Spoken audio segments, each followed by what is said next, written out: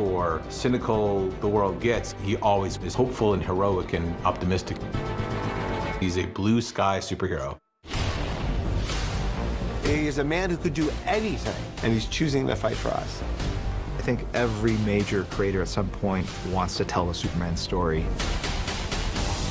Krypton, to me, is such a vibrant idea because there's so little that's been explored. To be a part of something that's just got such a massive legacy to it, it's very surreal.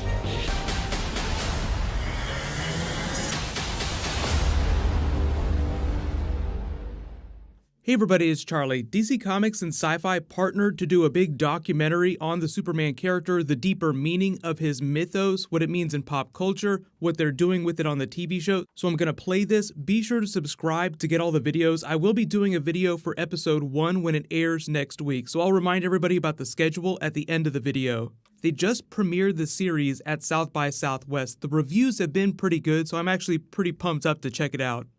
Hi, I'm Cameron Cuff from the new show Krypton, and right now I'm in Belfast, standing on our version of the Fortress of Solitude. It's the 80th anniversary of Superman and the origin of Krypton, and as an actor and fan, I couldn't be more excited to be part of this next chapter.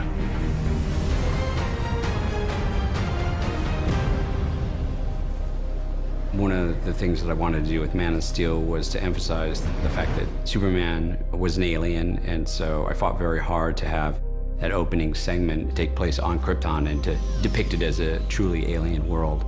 So while I was working on that film, I thought a lot about how we could take things further, and I approached Jeff Johns.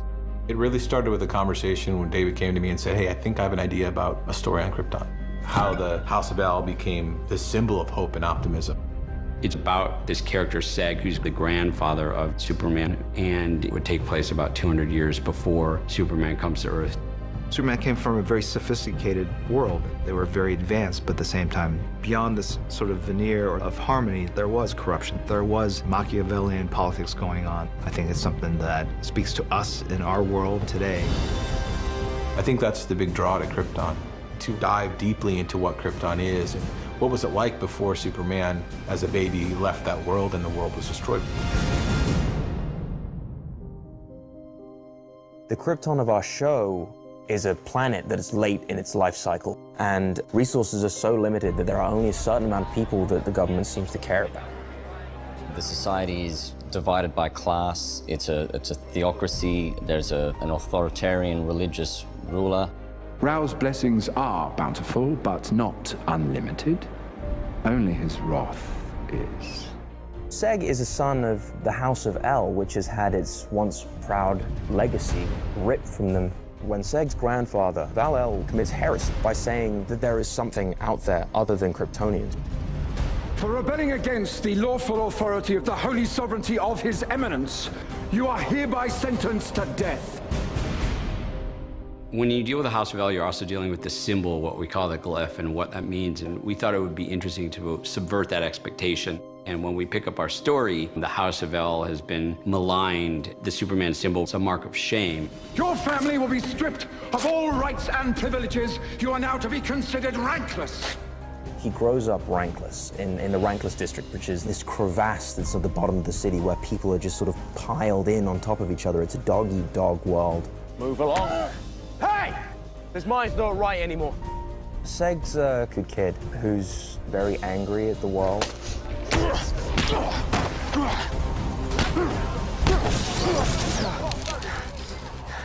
We didn't want to start Seg as the finished package, you know? We didn't want him to be Superman. We didn't want him to have all of those core values in place right from the start. We wanted that to be the journey, and we wanted that to be a progression. What the hell are we thinking, Seg? You gonna cuff me or what? I like you this way. Even though Krypton's very much a story about the House of El and the El lineage, it's also a story about the House of Zod and the Zod lineage. Lighter, you are my daughter, and you are a Zod, and Zods are not traitors. Lighter, Zod, she's part of the military guild. She has this relationship with Seg, which is not allowed. She shouldn't be going near a rankless. There's so much in our lives we can't control, but we still get to define ourselves. Seg is someone that she can speak to They're really in love and they have this really passionate relationship, but they know that it's never going to last because they're both bound to different people. He's bound to Nyssa. Nyssa here is yet to be paired with someone. As my youngest daughter, you'll be binding with her. She's the woman that Seg is bound to. They don't call it marriage, they call it a binding. He takes an immediate disliking to Nyssa and she to him. If my father binds you to us, he is taming you. Proving that even a dreaded L can be co-opted and brought into the fold. Nyssa Vex is a junior magistrate of the Lawmakers Guild. I think a lot of Nyssa's relationships are built on an agenda, and Nyssa sees Seg as a commodity.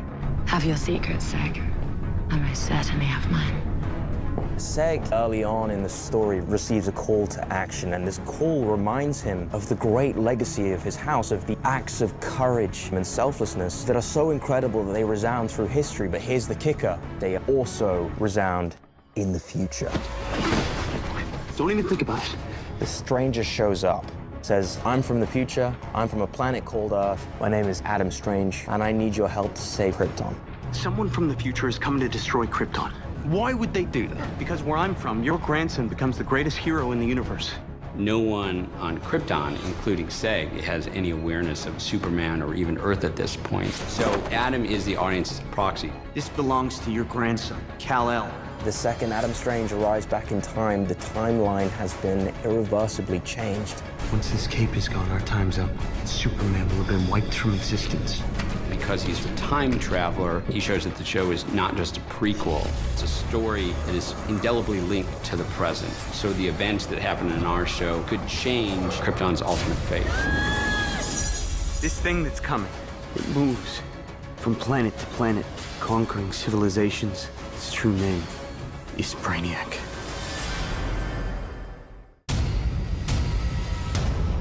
So here we are in the Genesis Chamber, and the cool thing about the Genesis Chamber is that it's actually a relatively new part of the lore introduced in 2014's Man of Steel. And the amazing thing to me as a fan is that even though this franchise has been going on for 80 years, the world of Krypton is so rich that there's really no end to the creative and storytelling possibilities. I think every major creator at some point wants to tackle and tell the Superman story. It's an American fable, it's American history. Everybody wants to take a crack at it. As a Superman fan, there's no greater feeling than getting the chance to contribute something, anything, to the legacy of the character. It's difficult when you're dealing with, a character as powerful and iconic as Superman. It's like Sherlock Holmes. But just like with Sherlock Holmes, you can find new takes and new approaches that illuminate the essential truth of the character. Hey guys, I got the incredible opportunity to come visit DC Comics, check out their archive, and learn more about the incredible history of DC Comics, Superman, and the world of Krypton. Let's go check it out. So, where we're standing right now is the doorway to the DC Comics archive. It's one of the most special places in all of comic history. Pretty much every single issue that DC Comics has published from 1938 to whatever came out last week, it's here in this room. Everyone that's kind of touched Superman, from the radio play to the movies to the comic books, has added to his mythology and expanded what he can do. There's so many people that have added to his story and his lore, and it just gets more and more refined. But that compass from Action Comics #1 is still present, it's still there. It seems to be like they had, the idea of Krypton and Superman comes from here, but it wasn't until a little bit later they actually came back to it. I mean, it's such a fertile ground for really rich stories. You can't start the story without all of this. And actually, I believe I have a map of Krypton in case you get lost. I don't know what it looks like on the show, but the Rainbow Cavern should be here, the Volcano of Gold. And I can tell you right now, some of these places feature in the show. I'm not going to tell you which ones. That's fantastic. The great thing about Superman is that it's got a mythological basis that everybody knows. And from that, you can tell a variety of stories. The mythology has expanded so much, and for us as well, it's a science fiction show, so it all has to make sense. It's a matter of bringing what you have that you think is fresh, but you have to show respect for what the essence of the character is. This is Action Comics 236 to 247, and it's here for a very important reason. Brainiac. Brainiac. Brainiac is this thing that comes here and then captures us and says, you're just this tiny, small thing, and you're never going to be important, you're never going to be big, and so let me bottle you up and take you away. Brainiac's history is already tied to Krypton even before Superman came to Earth. Famously, Brainiac came to Krypton in the past and devastated Kandor. He stole the entire city and shrunk it down into this globe on his ship, and so it made absolute sense that he would be our big bad. One of my favorite interpretations of Brainiac throughout the years is the run that Jeff and Gary Frank did with incredible art and really, in a way, brought Brainiac back into Superman continuity and made him who he is, this incredible green being. And it's interesting to me as well, the way Brainiac has always been used as well is for a way for Superman to re-examine what it means to be human. Gary Frank, the artist, and I really decided to take a run at making him threatening in a, I guess, more horrific way, and would go around to these places and digitize and cultures and destroy it and just collect it. And that version of Brainiac did heavily influence what we're doing in the show. It's not just gonna stop at Krypton. It is coming for everything. It's known as the Collector of Worlds. Here we are in one of our oldest bound issues. There's showcase number 17. Adam Strange. Adam Strange was really the closest thing we had to a straight science fiction comic book. And he transported from here to his home planet and had various adventures. I come from a planet called Earth, a time centuries from now. And I've come here to warn you. The origin of Adam Strange is almost like a reversal of the Superman origin. Strange came from Earth and ended up on a strange planet that he became the hero of. Adam Strange should be our cue to the audience that this is more than just about the Superman mythology. If you look at comic books, Doomsday's origins happen on Krypton, and we'll be wrapping Doomsday into the story. There's an item called the Black Mercy that shows up in the pilot, and that's related to a character named Mongol that we hope to bring in. There's a world in the comics called Thanagar where Hawkman and Hawkwoman are from, and they're going to be wrapped up in the story as well. So Adam Strange is sort of the gateway to all the space-related characters in the DC universe. So hopefully that gives you some more background on the series, some of the more space-based DC characters they're planning on doing, like Hawkman, Hawkworld, Rand, Thanagar, along with Doomsday, Mongol, all the really big stuff that you would want them to do in a Superman-themed TV show. But it's premiering March 21st on the Sci-Fi Channel at 9 p.m. It's a 9 p.m. show. If you don't watch television on TV, they do stream the episodes on their website, and you can find it pretty much anywhere else you would watch a TV show from the Sci-Fi Channel. So if you live outside of the United States and you're not sure where it's airing, just check the internet. You will be able to find it somewhere on the internet. So my episode 1 video posting next Wednesday, so no worries. While you wait for everything, thank you so much for watching. Everybody stay awesome. I'll see you guys tonight.